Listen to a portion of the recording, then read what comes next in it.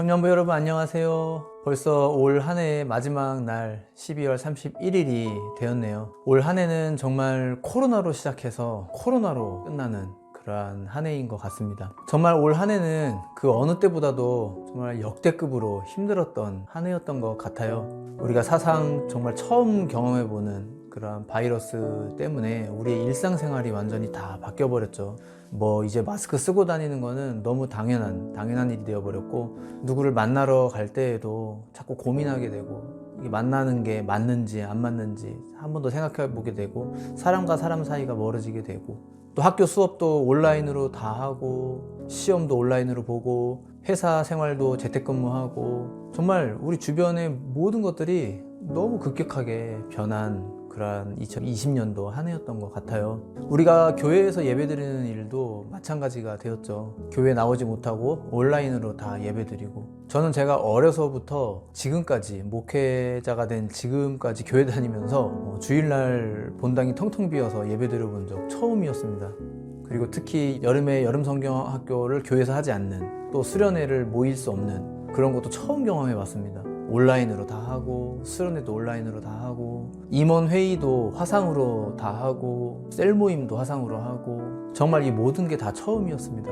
그래서 한 번도 안 해봤던 걸 하느라 참 유난히 많이 힘들기도 하고 혼란스럽기도 했던 그러한 한 해이기도 했는데요. 모여서 예배 드린다는 게 얼마나 감사한 건지, 함께 모여서 떡을 나누면서 웃고 떠들고 재밌는 활동하는 게 그게 얼마나 감사한 일이었는지 새삼 깨닫게 되었던 것 같습니다. 뉴스에 보니까 올 한 해 역대급으로 전 국민의 우울 지수가 최고치라고 하더라고요. 상승 곡선을 계속 그리고 있다고 합니다. 정말 그럴 수밖에 없었죠. 사람 만나는 것이 꺼려지기 때문에 내가 보고 싶은 사람, 만나고 싶은 사람도 만나기가 힘들어졌죠. 그러니 장시간 동안 단절되어 있는 상태에 있으니까 우리 마음도 당연히 우울해질 수밖에 없었던 것 같아요. 정말 코로나는 우리에게 있어서 정말 재앙이 맞는 것 같습니다. 재앙이 닥치게 되면은요, 사람들은 그것을 해석하고자 하는 욕망이 있습니다. 이 이유가 무엇일까? 어디서 원인이 왔을까? 하나님의 뜻은 무엇일까? 자꾸 이것에 대해서 이야기하고 싶어 해요. 성경 누가복음에 보면은요, 예수님께서 그 재앙에 관련된 그런 말씀을 하신 적이 있습니다. 실로암 망대가 갑자기 무너져가지고 거기 치여서 갑작스럽게 죽음을 당하게 된 그러한 사람들에 대한 이야기인데요. 누가복음 13장 4절 이하에 보면은 이렇게 기록되어 있습니다. 실로암에서 망대가 무너져 치여 죽은 18사람이 예루살렘에 거한 다른 모든 사람보다 죄가 더 있는 줄 아느냐? 너희에게 이르노니 아니라. 너희도 만일 회개하지 아니하면 다 이와 같이 망하리라. 실로암 망대가 무너져서 거기 깔려 죽은 18명. 그 18명은 다른 사람들보다 더 특별한 죄를 많이 지어서 그렇게 됐는가? 아니다 라는 것이죠. 그리고 예수님이 추가로 하신 말씀은 너희도 회개하지 않으면 이렇게 망하게 된다, 이 얘기입니다. 근데 이 말은 저 사람들이 회개하지 않아서 저렇게 망한 거다, 이 뜻은 또 아닙니다.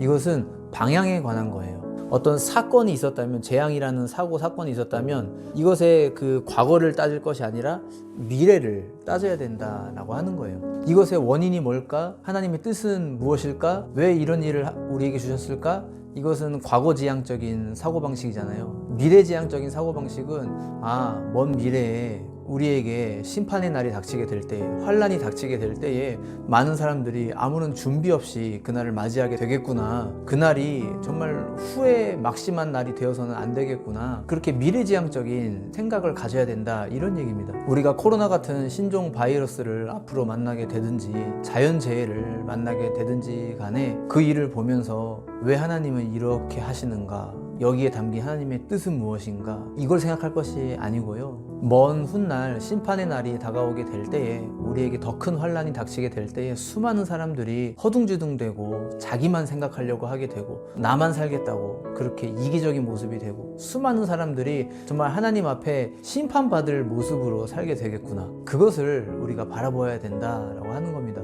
그래서 그날이 우리에게 후회스러운 날이 되지 않도록, 하나님께 칭찬받는 날이 될 수 있도록 우리의 마음을 잘 준비해 나가야 된다라고 하는 거예요. 저는 개인적으로 이번 코로나를 겪게 되면서 아이들에 대해 깨닫게 된 점이 있습니다.